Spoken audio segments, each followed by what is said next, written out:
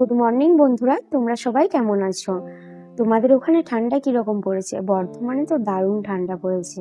আর হ্যাঁ, তোমাদেরকে তো বলতে ভুলেই গেছি, আমি বাড়ি থেকে কিন্তু চলে এসেছি, আর সাথে আমার বোনও আমার সাথে এসেছে।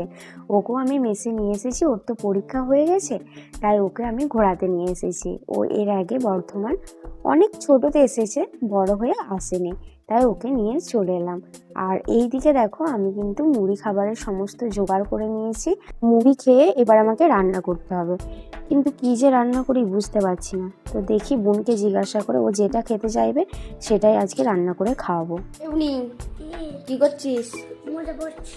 কেন, তো ঠান্ডা লাগছে? আরে কি রান্না করবো? তুই বল, তুই কি খাবি? মাছের কি ঝোল? তো মাছ আনতে যেতে হবে। চিকেন খাবি না?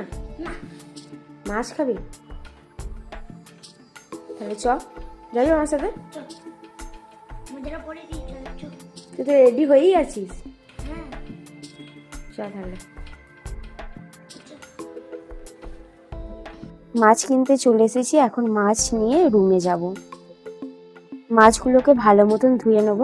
4 পিস হয়েছে, বোনের 2 পিস, আমার 2 পিস। বোন রুই মাছ খেতে ভালোবাসে। এরপর আলুটাকে ভালো মতন ছাড়িয়ে পিস পিস করে কেটে রেখে দেবো। তারপর বাগানে যাব কয়েকটা কাঁচা লঙ্কা তুলতে, কারণ কাঁচা লঙ্কা শেষ হয়ে গেছে। আর বাগানের কাঁচা লঙ্কাগুলো দেখো পেকে পুরো লাল লাল হয়ে গেছে। দেখলাম যে 4টে লঙ্কা পাড়ার মতন হয়েছে, আরও কিছু লঙ্কা আছে, তবে ওইগুলো এখন ছোট আছে বলে আর পারলাম না।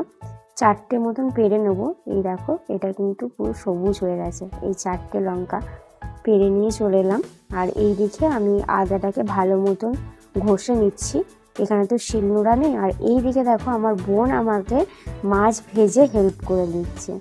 ও মোটামুটি পারে না এমনটা নয়, অল্প স্বল্প পারে। এইদিকে মাছগুলো একটা একটা করে সব তুলে এই সসপ্যানে রেখে দিচ্ছে।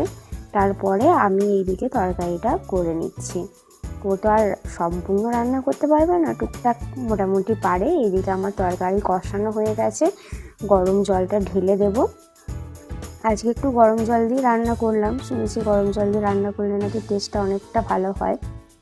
গাইস, আমরা খেতে বসে গেছি, আর আজকে রান্নাটা কেমন হয়েছে আমার বোনই বলবে। কেমন হয়েছে রে?